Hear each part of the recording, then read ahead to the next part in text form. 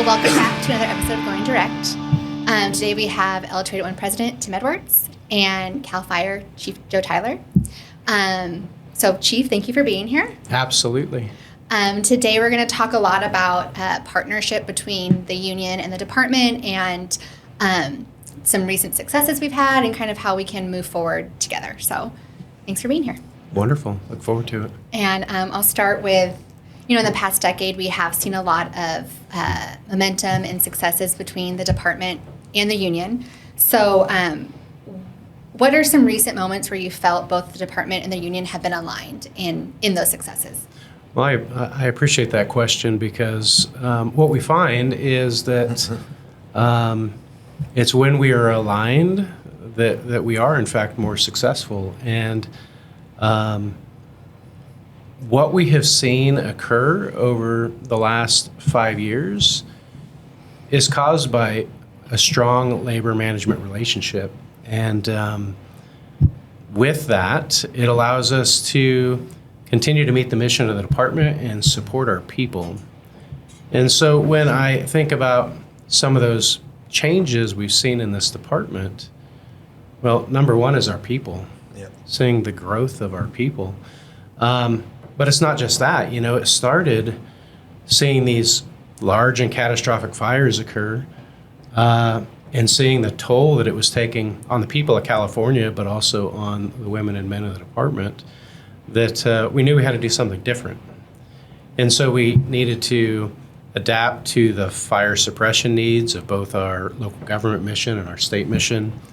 And we also had to adapt to the fire prevention and fuels reduction needs that we needed so badly to stop some of these large and catastrophic fires. So the changes we've seen across the department really started with a lot of common initiatives that were occurring separately. Mm-hmm. And then we realized, we're all talking about the same thing, the same needs. So I remember having a discussion several years ago about 39 fire engines, some that had been lost over the last 50 years. And we started a path forward with the administration and the legislature to start bringing those fire engines back. And that was part of the 13 state fire engines that now have firefighter twos. Then we went into things that we called, as part of budget change proposals, climate adaptation, that brought us from 10 fire engines to 42 fire engines. And from 42 fire engines brought us to 65 fire engines. It's amazing where we've gone and where we're seeing ourselves continue to go. Seeing things like adding Firehawk helicopters, adding C-130s. Now, a lot of people said, why did you invest so much money in those aircraft when it should have been towards the people? Well, those dollars were for specific items, and they were offered or approved by the legislature and the administration to be able to do that. But we were working behind the scenes to address our growing concerns for our people. And so, having a proposed 26-27 budget this year that is going in to be discussed in front of Budget Committee for 14,043 employees, and a budget that went from 10 years ago, $1.83 billion, to today's proposed budget for 26-27 is $5.3 billion. Well, that took the work of the women and men of this department, the faces of this department, labor and management working together. Yeah, and I think one of the things you talked about, Chief, is I think why we've been progressing is because we took a message of the men and women of CAL FIRE, the health and safety of the men of CAL FIRE. And because we know the legislators, they hear all the time why we need more staffing in way of prevention and suppression, but they didn't understand the toll. And I think what made it really easy to not have to worry about that message that they heard all the time, take a new message. And then coming from the department too is now we need to take the focus. Yeah, we have prevention and suppression, but comes at the health and safety. And you have really as a chief come in and one of the few, and I've been in this department now 30 years, have come in and really carried the message of it's now health and safety of the firefighters too that we have to look at. And staffing just doesn't mean better suppression. It means better men and women and healthier men and women. And so I really appreciate that working relationship, that's a message that you have carried, and it's made it easier on us to carry that same message. So I just want to say that on air. Thank you for coming in with that thought, because I know as a chief, you come in with the thought like, I got to worry about this, I got to worry about that. But at the end of the day, you were able to bring it back to the reality as you worry about the men and women on the field. And I really appreciate that you do that. So. Well, it's so true, and I think back to the first couple of years of my career. 1992 was the Fountain Fire in eastern Shasta County, and that's the longest I can remember ever being on an incident for a single amount of time, and that was 56 days. Yeah. And then, in even not too long ago, that was still pretty common. Yeah. But in 1992, a 69,000-acre fire, you thought that was the career fire, that was the campaign fire. And that is not today's environment. More people moving into the wildland-urban interface, more communities at risk, more people at risk, putting our women and men in more danger, more dangerous situations.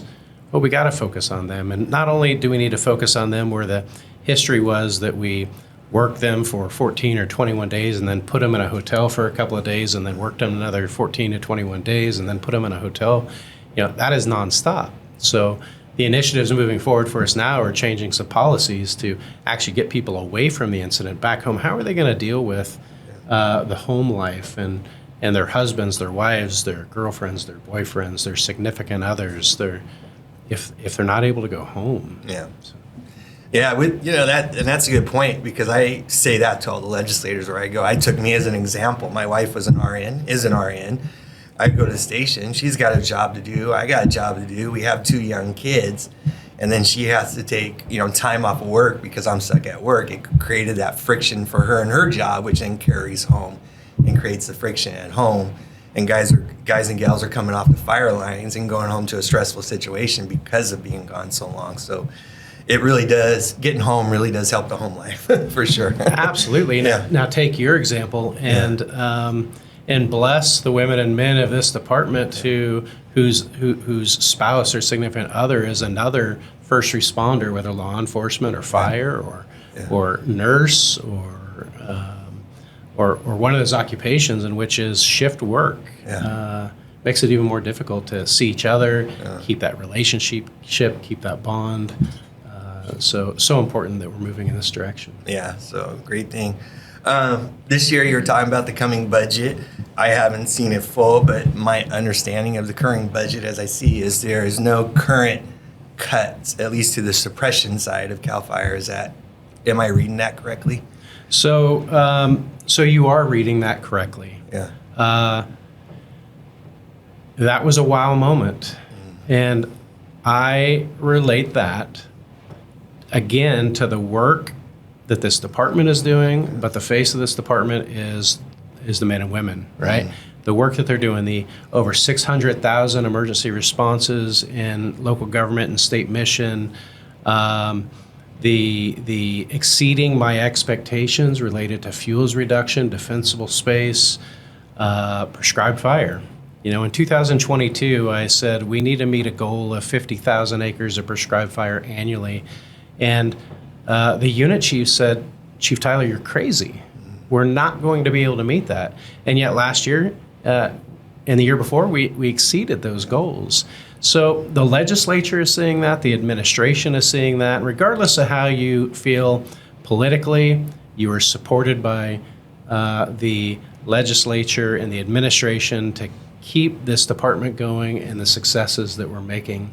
Now, there are some things that we could do better, and it would due time. And I think where we're going to probably lead into this discussion is where is the future of this department going to go? And so I think that we still have a lot of things to achieve, and we're going to get there. Yeah, it will happen. I think one of the things you said is right on the money. It makes it easier for me, at least, because of our men and women in the field, the firefighters in the field doing such a tremendous job, even though we know it's stressing them to the end, they're doing the job. And it makes it easier to go, and I'm sure for you too, to go to the legislators or state finance or even, the Secretary of Resource and say, hey, the men and women are proving it, and all we're doing is just highlighting what they're doing, and the work that they're doing is making it easier for the legislators to say, okay, the money we're spending is going to good use, and it really is on the back of the men and women in the field that are doing that. So I really like the fact that you hit on it. They're really the reason why it's easier on, I wouldn't say easy, it's kind of like not the right word to use, but it makes it a lot easier to explain what they're doing and why they're doing it, because they're actually seeing production, like you said, and they're seeing results from the money that they're spending, on us. And to go back to the core of your last question, though, it was about the budget reduction specifically, and so the proposed budget for 26-27, the governor's proposed budget, has a $58 million reduction in our budget, and that is related to carbon auction credits being lower than expected. And so there's a $58 million proposed reduction. If the auction proceeds come in higher at some point, then of course the administration will consider, and the legislature is going to consider in this budget session, where exactly that falls. And so that $58 million may become less, it may become a little bit more based on auction proceeds in that special fund. But that $58 million is really focused on wildfire and forest health grants. Now, a lot of people would be concerned with that. I'm concerned with that because a lot of momentum has occurred with the funding that's been available to give to grantees to continue that prevention message and continue those fuels reduction efforts. But it is an interesting place to be because at the same time we're talking about a $58 million reduction. We are going into year 3 of the reduced work week. We have the funding that's been made available to perm up some of our state-funded, state-engine firefighters. So at the same time we're taking a $58 million reduction, we're also growing in the department at the same time. Yeah, that's why I used the word suppression on the suppression side of the department, because I knew there was other money that they were going to look at to pull back for now. And like you said, the greenhouse gas money is doing. But for just clarification, can the greenhouse gas money be, it can be used for the forestry tech crews, correct? Because they're not a suppression, but they're mitigation, I guess is the word. No, so as part of what was SB 901, which I think was in 2021 or 22, there was $200 million of greenhouse gas reduction fund, special funds allocated to the department. Of that $200 million, $35 million was dedicated to our forestry tech fuels crews. And that funding is ongoing and continue. It's an interesting topic because some of our fuels crews with forestry technicians have been more successful across the state than others. Now, when they are fully functional, they're doing a lot of great work. Yeah. So those crews that are out there that are functioning well are doing great work. But it is an opportunity. Forestry technician is another opportunity if you have folks that do not want to specifically be in fire suppression. Forestry technicians is another opportunity to be able to do some of that great work. Yeah, it's just about getting them filled up. Yep. Because a lot of them, you and I both know they jump to seasonal or firefighter 1, and rightfully so. But it is a great starting point for someone to get into the department and just understand the department too as a whole, right? Yeah, absolutely. Cool. One of the things at our convention, you announced that this will be your last year. I kind of had heard rumors that you were going to retire, and you were at that time, and you told me, first off, I want to say at least you're waiting another year, and you didn't go this year because we're right on the border. What was your decision making in only doing one more year, and then what are your hopes to finish out the year and kind of see happen? Yeah, I have been pretty transparent about my career path and where I have been in this department. And quite honestly, I never, ever thought I would be the director and fire chief of CAL FIRE, and what an honor it is to be able to do that. I started as a volunteer firefighter under Shasta County Fire Department, which is part of CAL FIRE. in 1989 and started this department as a seasonal firefighter in Bernie and Eastern Shasta County just after that. Graduated high school on a Friday, started on a Monday. But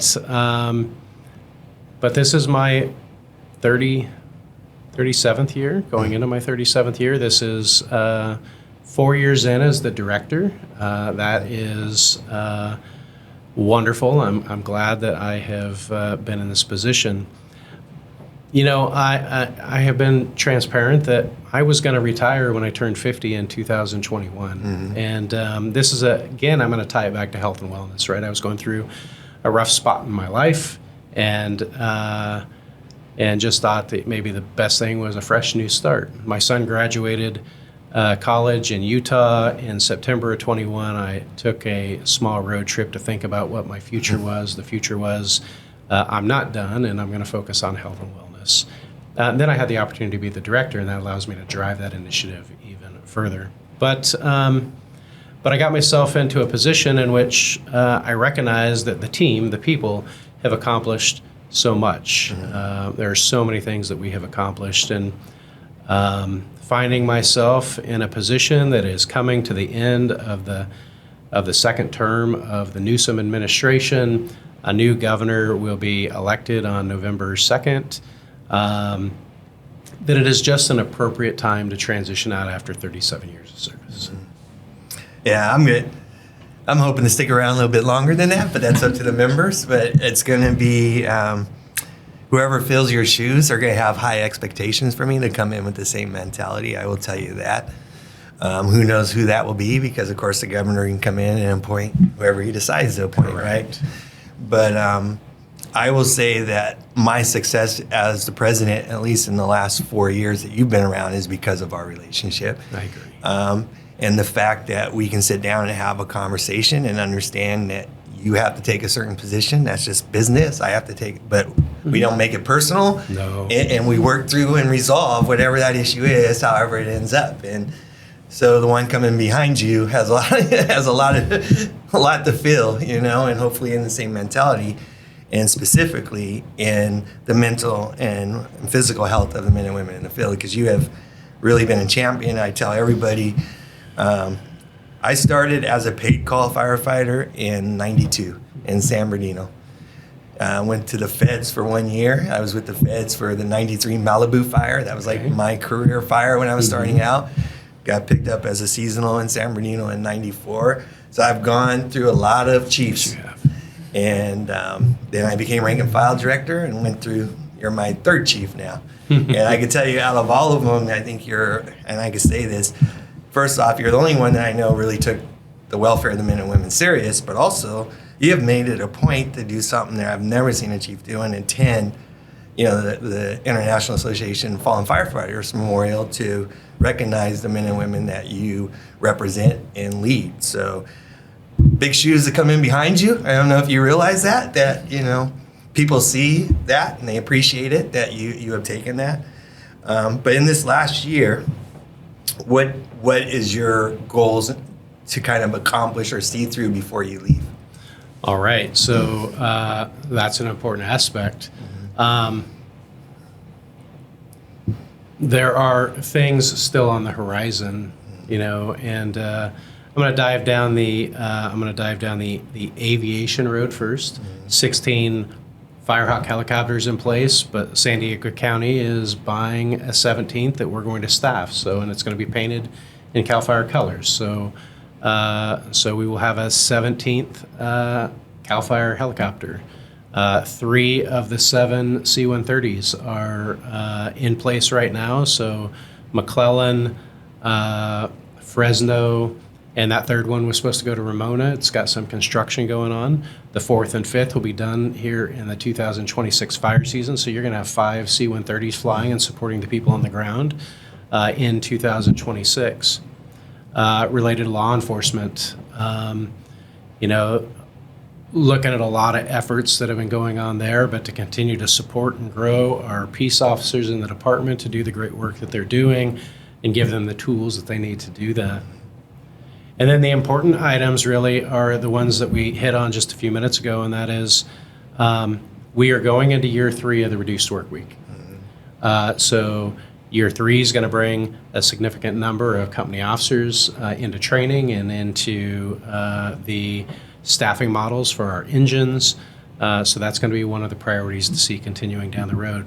Transitioning the seasonal firefighters into permanent firefighters, that is a great accomplishment. What's that going to do? We talked about earlier how we transitioned a small number of engines to mediocre number of year-round staffed engines, 65. Yeah. But between the reduced work week and between perming up these firefighters, it's going to make a minimum of somewhere between 153 and 179 of our 356 engines year-round. Now, that's a great start, Yep. but it's not to stop, Yeah. right? The great day is going to be, the future of this department is going to be 356 state engines that are fully staffed, and our Schedule A, and our municipal mission. You know, we're going through this transition, right? Yep. And it's a balance of funding available versus funding expended for those local government agencies. And so it's going to have to be a close relationship between you and I, between labor and management of those cooperative fire protection agreements, those municipal agreements, and staying intact. And how do we do that? I would love to make sure that, and we wrote that into policy moving forward, that all of those Schedule A agreements need to have at least 3 people on them as well. You know, NFPA standard would be 4, but let's make sure we don't have 2 anymore. Yeah. Right? And that's another protection for our people. And then to see, as we continue to transition year 3, year 4, year 5, that brings more administrative support staff to be able to support our people as well.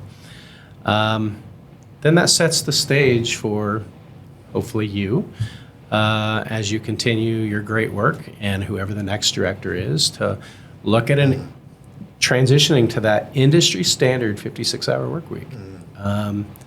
You know, that discussion is going to continue, and it was agreed to. You had it agreed to when you were discussing with CalHR and the administration to be able to open up the door to have a negotiation for a 56-hour work week. Yeah.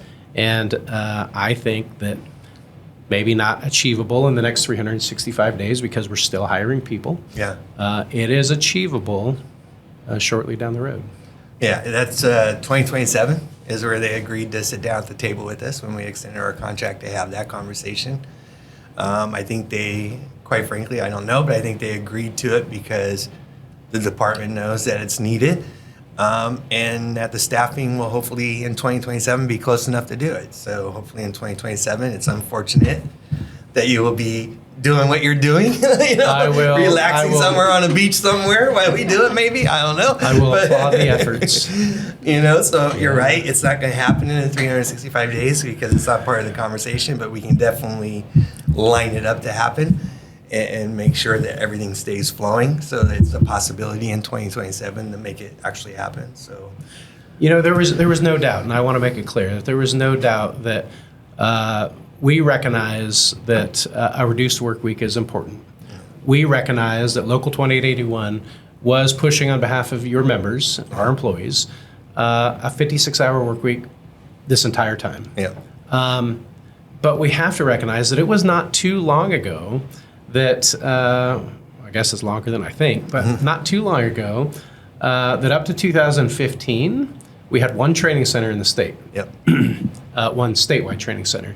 In 2015, we opened up Ben Clark, and I know that date because I was the one who directed that, and I killed the employees in Ione, making them travel to Riverside to do 4 classes a year. Now, Clark is expanding for the state mission. They're expanding enormously for the local government mission, but for the state mission, they are doing 9 to 10 classes a year right now. Then we transition from that and we open up Shasta College. And then this last July, we opened up Atwater. In 10 years, we've opened 3 additional training centers. And yet the capacity is what it is. And it's the reason we're on a 5-year, multi-year phase-in plan, because there is no way that even 2 years ago that we could have just turned a light switch to a 56-hour work week. Yeah. Because it would have just forced everybody on duty. Yep. And I think one of the things we had to, even on the union side, understand is we wanted it, and we wanted it today. But we also had to understand, Absolutely. exactly, we also had to understand that it wasn't realistic to be today. But we also had to work on getting the funding for those training facilities to be able to do it. And that's where the department really focused on, like, okay, we're in agreement, but you need to help us get this money for training officers and training facilities to do it. We have to get there. So that was that great working relationship to understand, like, yeah, we understand you guys want it today, but we have to be able to put them through academies. So have to be realistic to be able to actually do it. Yeah, and hire also the hiring part of it and getting them through. So no, absolutely, and we all want our cake to eat it too. But one of my greatest sayings that I like to say is, I want my cake, but I can eat it slow as long as I get it. You know what I mean? So I appreciate that.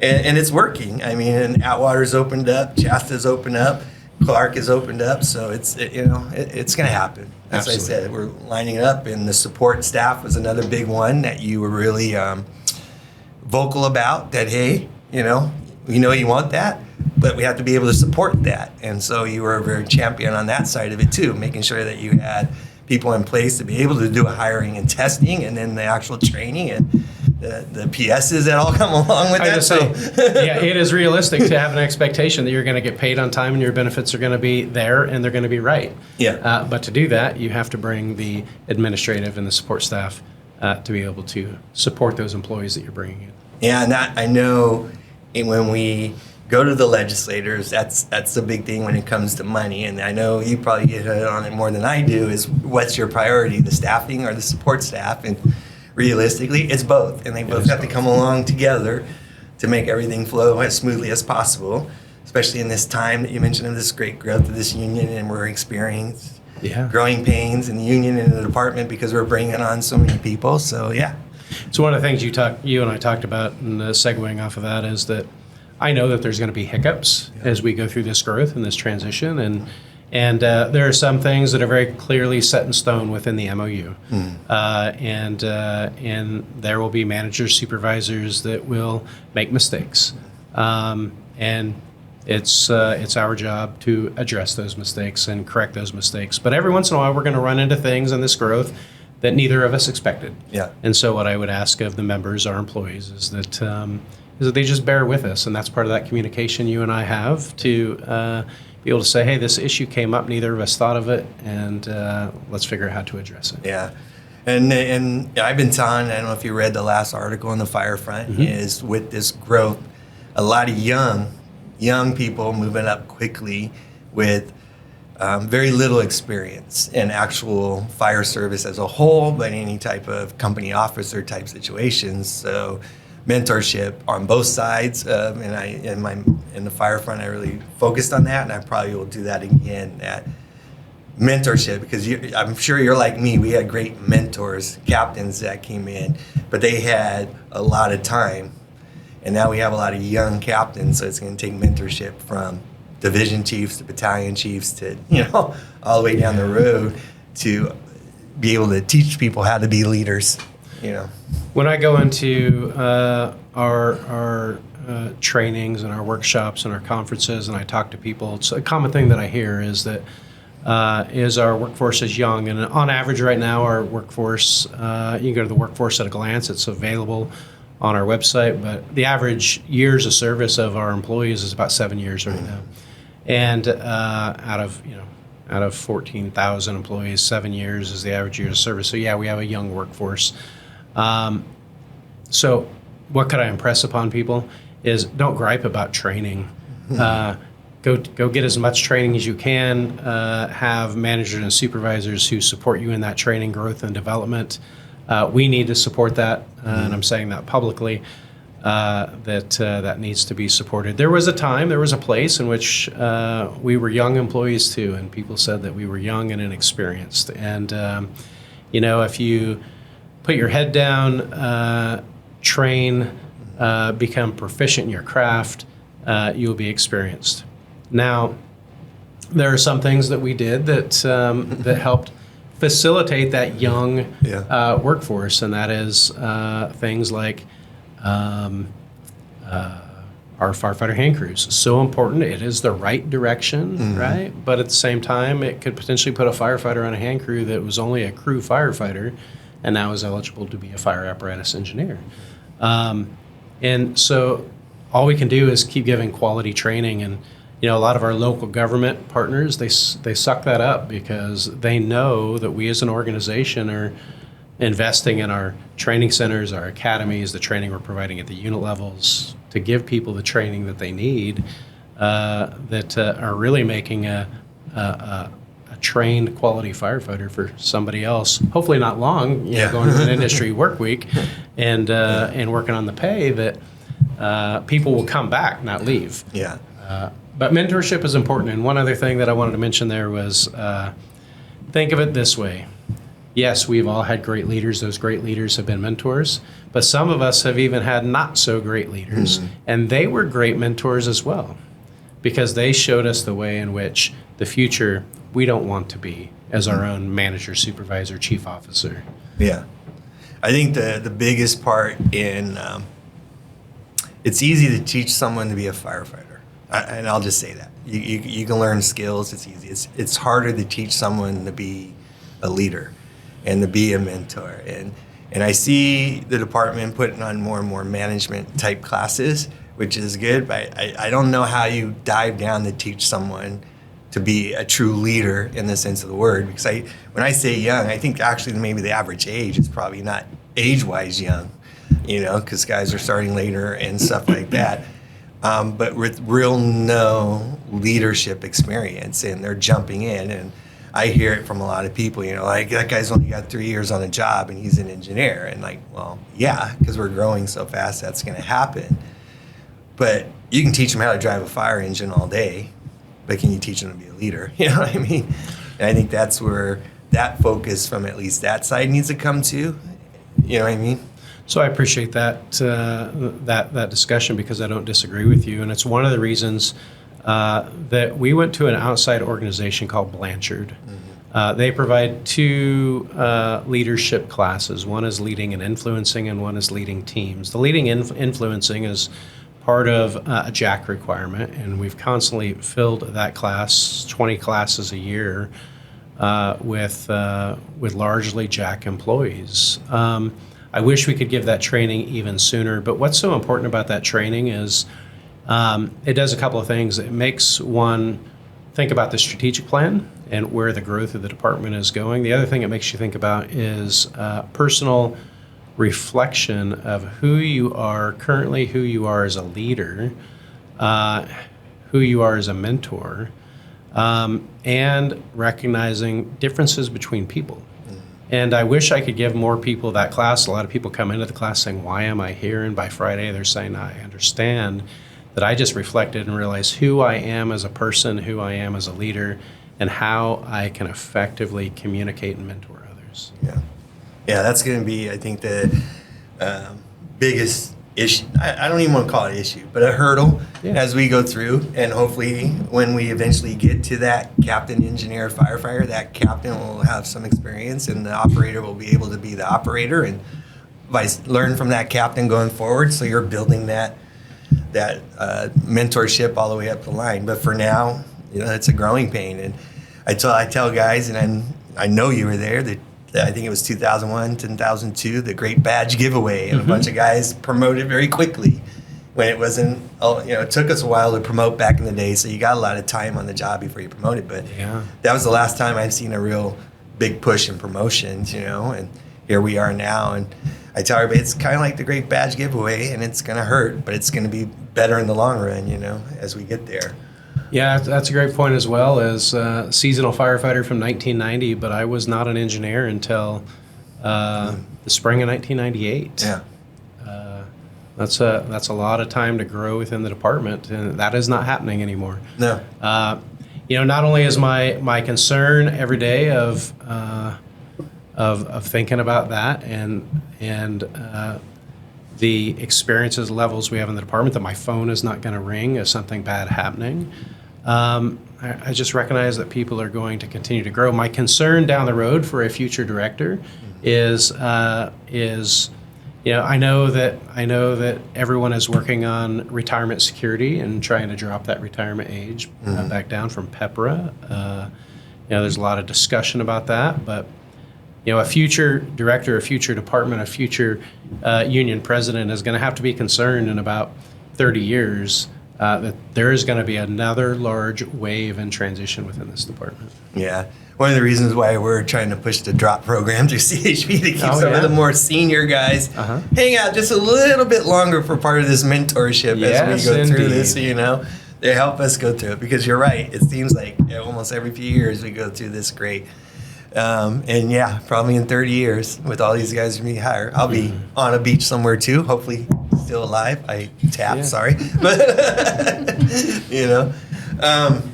what do you see as one of your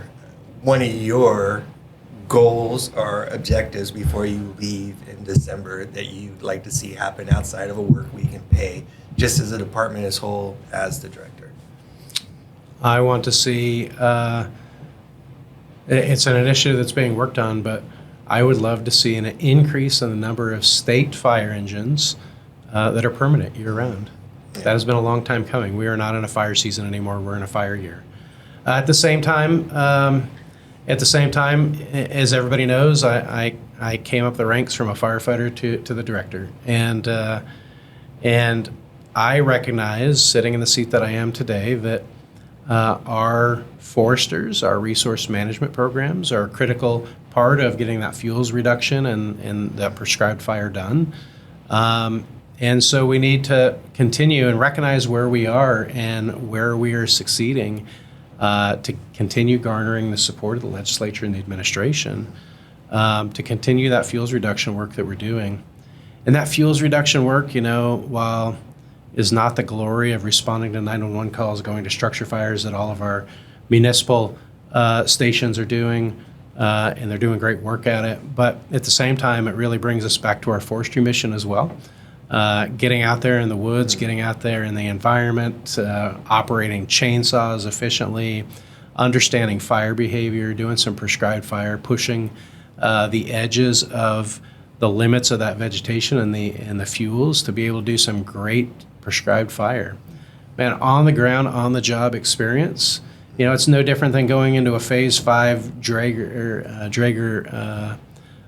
fire prop or going on to a vent prop on a roof. Getting out there, all great stuff, but being able to see fire behavior, how it works. I just want to keep seeing that number increase. Yeah, and that's why one of the reasons why we fight for the more hand crews that can go out there and do that and be a dual role.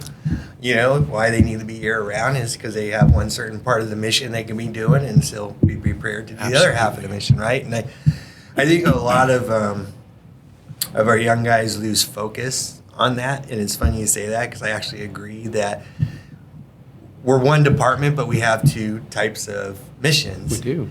But the people do the same mission overall. You just have two. And our Schedule A program, they're not so much into that other side of that mission so much, but our Schedule B that's pretty much the hardcore. That's where a lot of the funding comes for.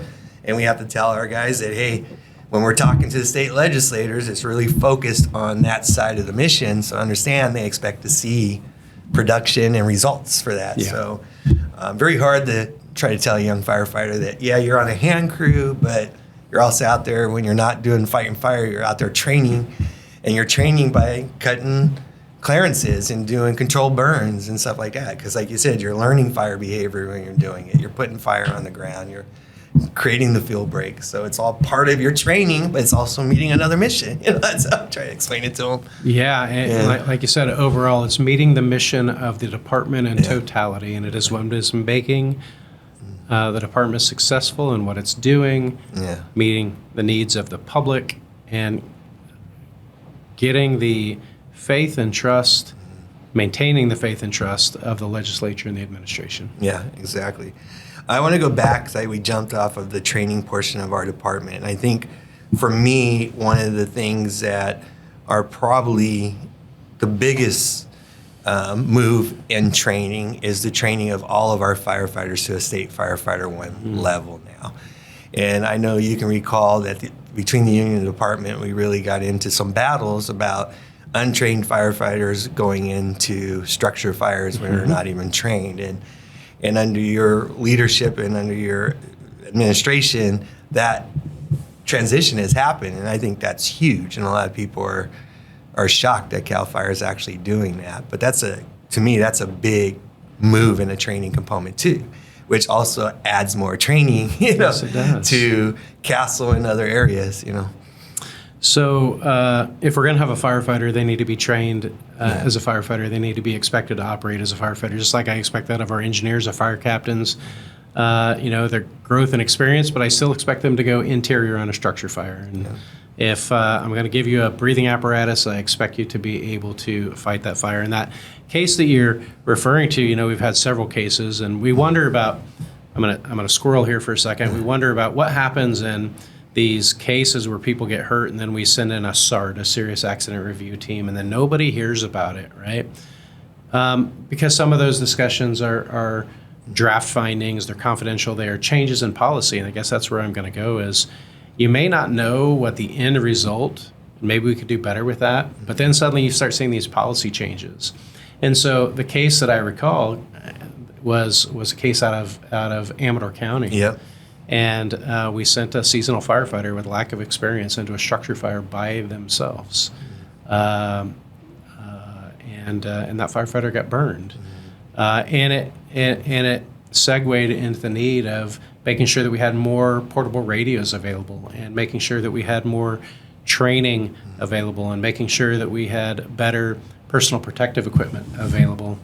And at the same time, we recognize that we have a program within the department since 1995, the Office of State Fire Marshal, that has state fire training not only for CAL FIRE but for local government as well.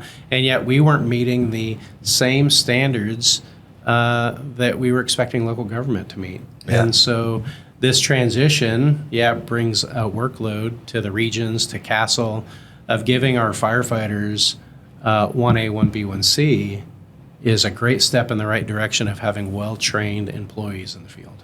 Yeah, and I see it lightening up the permanent academy, because then you can focus on more advanced skills instead of going back to the basics too, and advancing them in their careers even better in training. So I just see it as a great, huge step for this department to do that for our firefighter ones. And I tell you, I got in a conversation with CSFA, if you believe it or not, and they wanted to create this program to give our firefighter ones more training because CAL FIRE didn't do it. And I said, well, have you paid attention to CAL FIRE lately?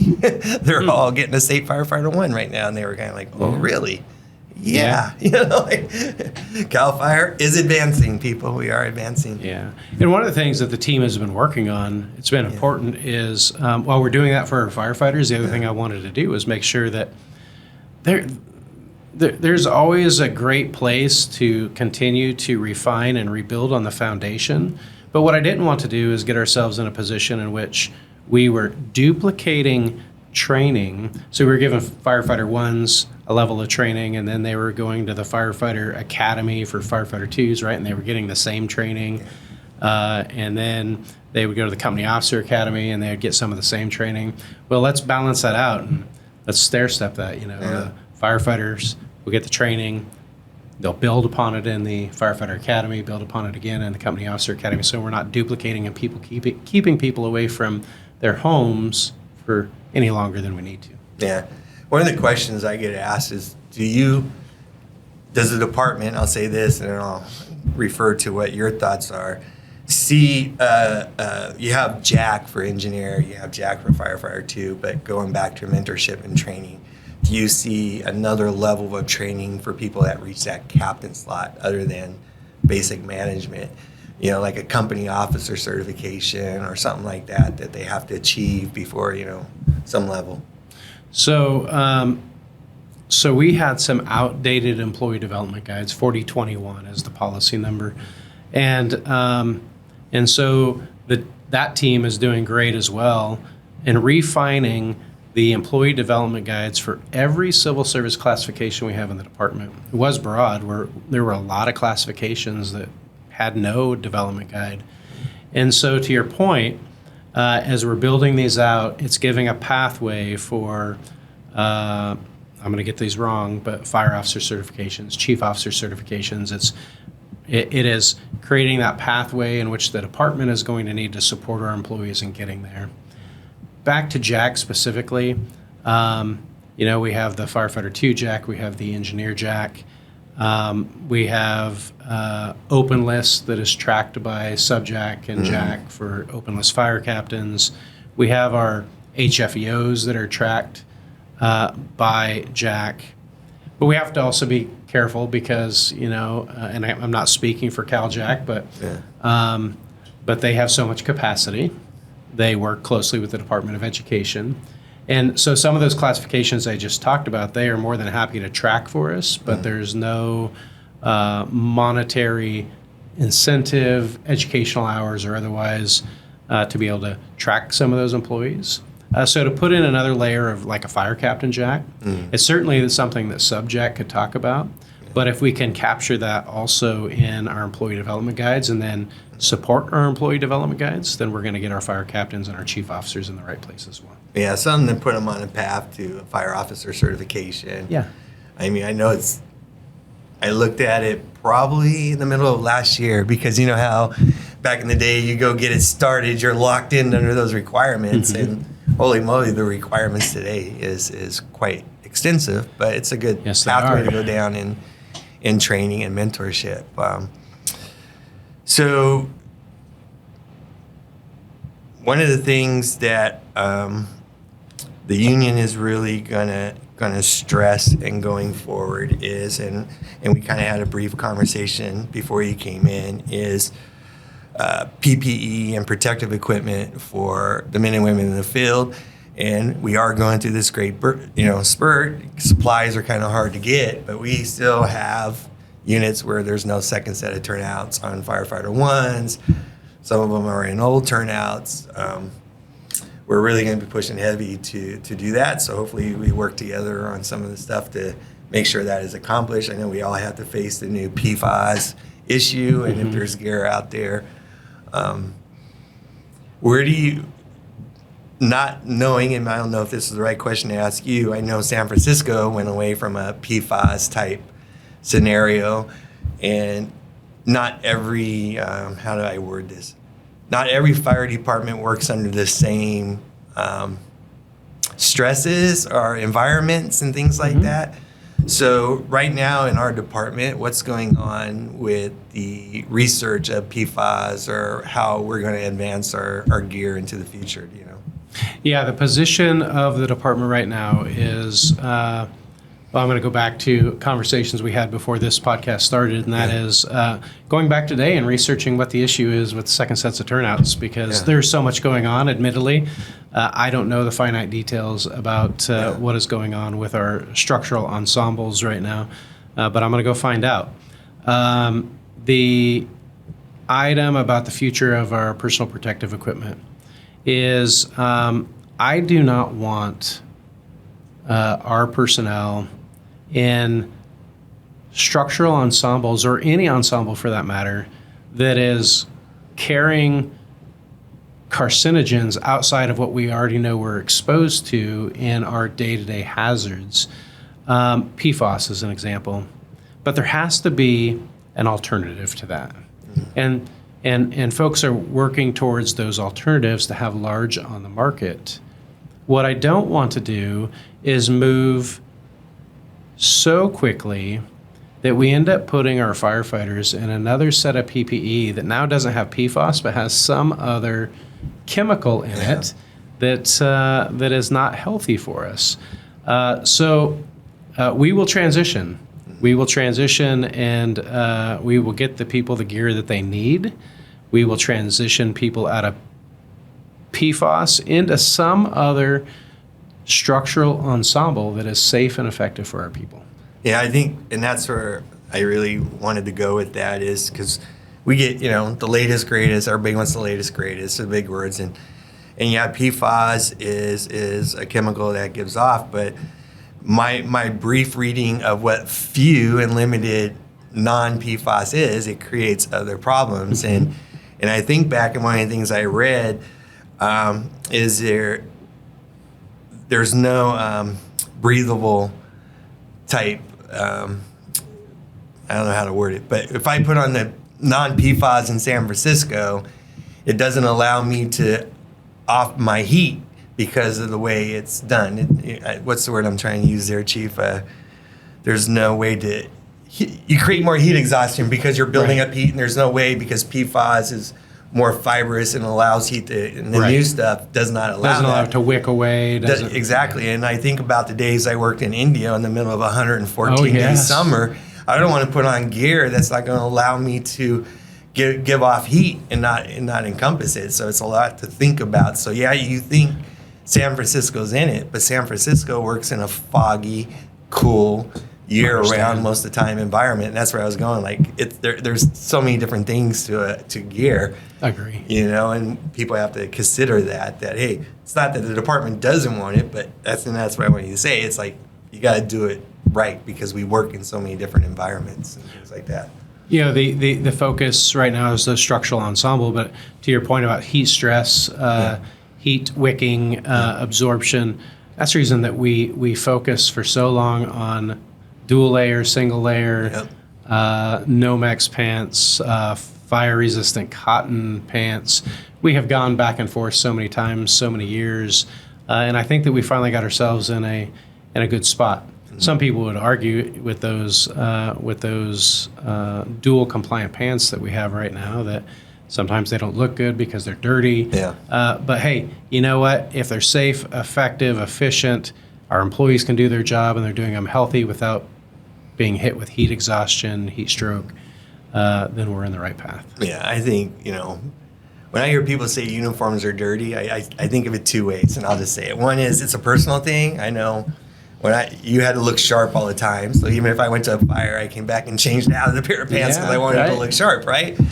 Well, that's not always the norm these days. You can't always do that. So if people have to just expect that you're going to look a little dirty, but it's a pride thing for a lot of people to look sharp and clean. But absolutely, when you're wearing the same pants and you don't have it covered up, and you're going to go to a fire and you're going to come back and probably go to another one, it makes it a lot harder. So, uniforms. Oh boy. Well, I'm going to throw this out there because, it's a big topic, wool pants, where we're going. And we hear about it in this office all the time, wool pants, wool pants, wool pants. What is the... You can't see my pants right now, but I'm wearing wool pants. Well, and I'll just say it. I know you will say it. I think I'm saying this truthfully, if not, correct me, but you're not. You're a proponent of wool pants. I am. You like wool pants, but... They have their place in time, but to your position, everybody wants to know where we are on wool pants today. All right. Well, we are in no different place than we have been in some time, and this goes back to how you and I started, right? Yeah. Is we don't necessarily always agree that we're in the same place. Yeah. But we do it respectfully, and So yeah, I am in a wool ensemble right now. Yeah. And it works well for me in a headquarters environment where I am wearing this uniform in front of the legislature and in front of the administration. And I'm speaking in speaking engagements, and it is a clean uniform to be able to do that, to be able to do those sort of things. So I'm going to go back in time just for a second, and I think it's something that we don't disagree on, but this is for the greater membership, the greater employees, right?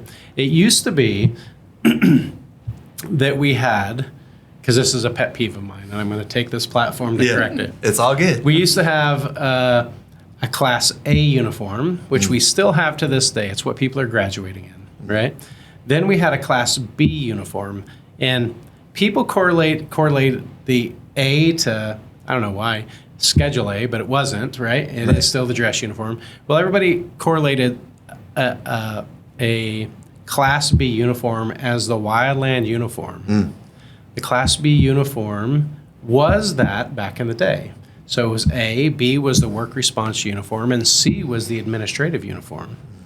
And then through a lot of discussions, a lot of trying to deal with the heat stress issues, we went to a single layer dual compliant pant. And so we decided that when that happened, we're going to go, why did we have this offset where we went from an A, which was a clean dress uniform, a B, which was a clean work response uniform, a C that was somewhere in the middle, right? It just seemed off to us. So we changed the letters. That caused a lot of confusion. So we went to a Class A uniform, dress uniform. Class B uniform was an administrative uniform that could allow a tie. Now, notice I stay away from wool for a second. Was an administrative uniform that could wear a tie. The Class C uniform became the uniform that is a work response uniform that has a pair of pants that have no pockets on the side. A Class D uniform is the uniform that has the pockets on the side. Then we added a Class E uniform. Oh, really? The Class E, which you won't find, which you what's that? which you won't find specifically in the 1500 handbook. Yeah. You'll find it in like the 9,000, 9,200, 9,400. I don't know which one it is. It's the law enforcement, right? So the Class E became the law enforcement apparel. Yeah. And then more recently, between labor and management, recognizing that we have employees in the department who want to do the job, want to look good, want to look sharp, and are pregnant, right? And so we have the Class M, which you also won't find in the 1500. It's being revised. But so we're going to go back to this wool thing, right? So back in the day, before we changed letters, Class C was this administrative uniform.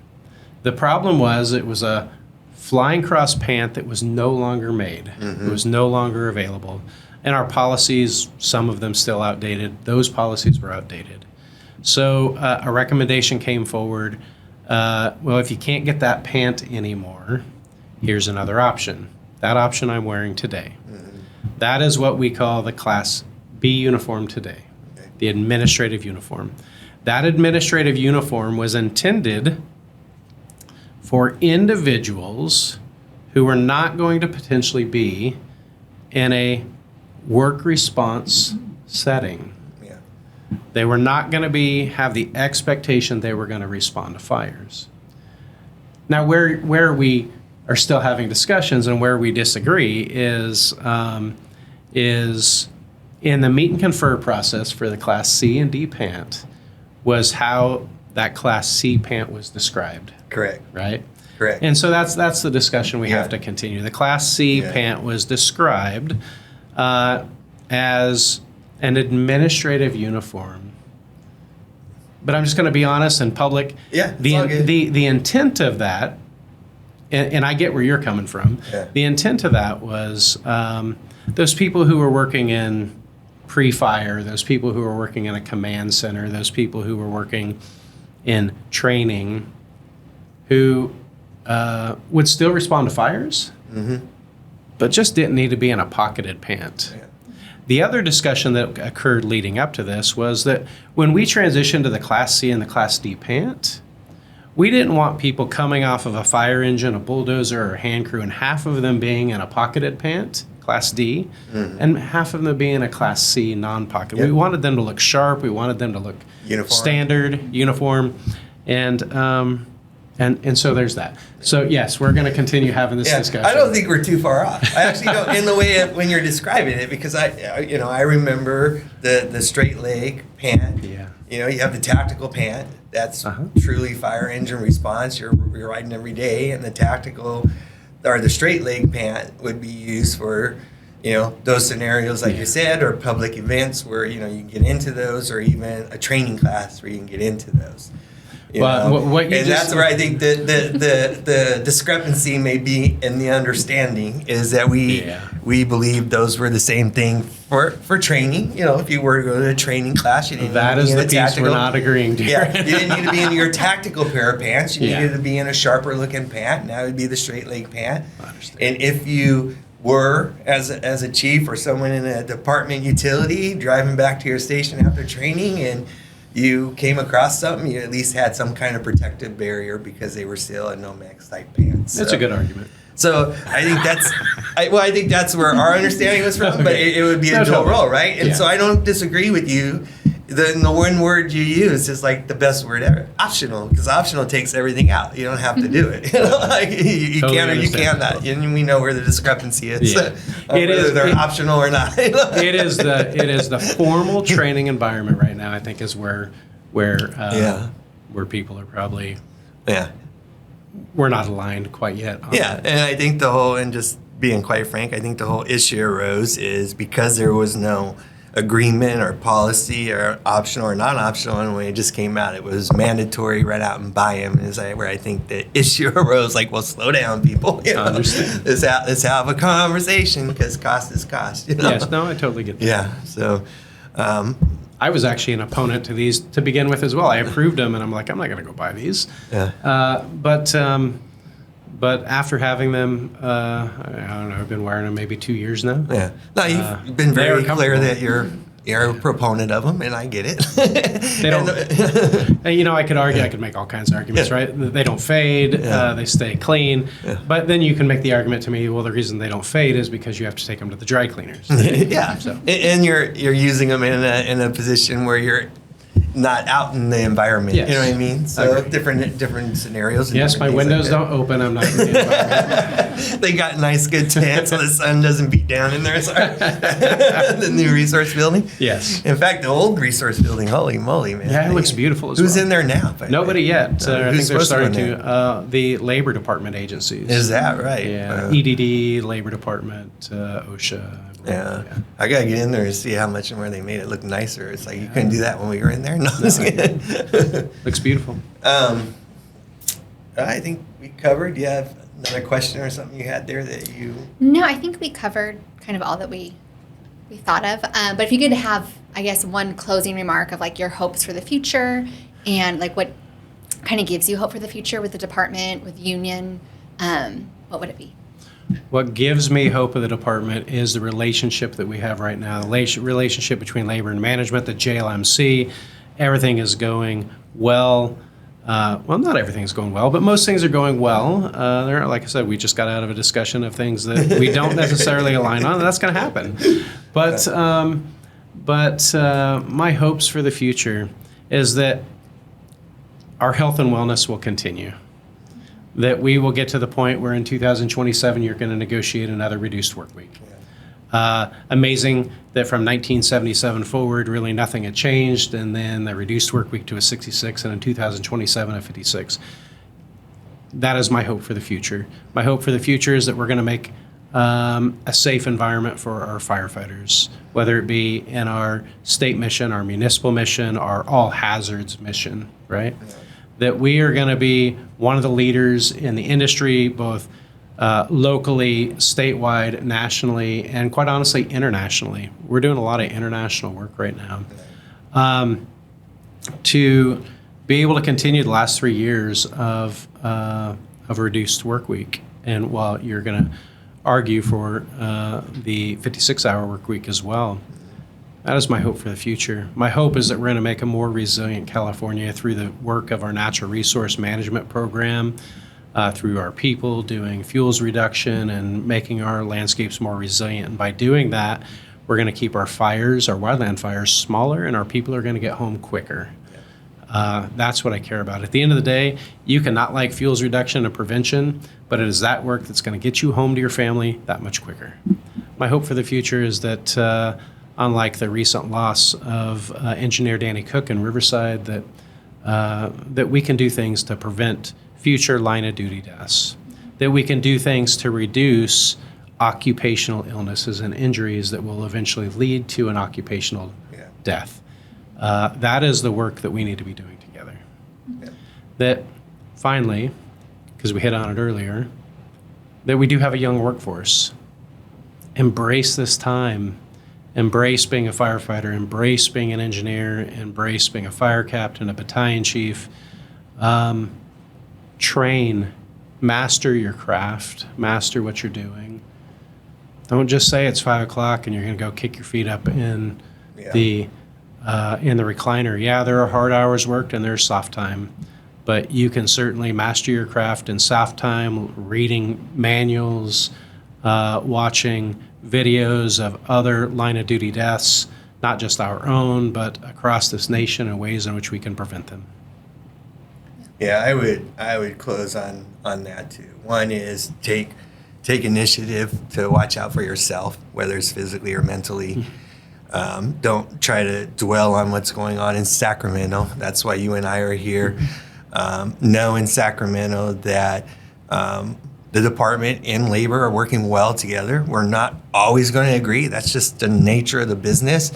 But to be able to sit down and know that, but have a conversation and try to find a way through it, that's happening here in Sacramento. We're not at odds. We're not talking. We're not blowing things off. We know, and the guy out in the field doesn't know, things in government takes a long time to happen. Even though we can agree, it just doesn't happen tomorrow because we agree. Yeah. Because there's other entities involved and departments involved in the conversation. But yeah, take the time to learn your craft, because that's going to help you in the long run.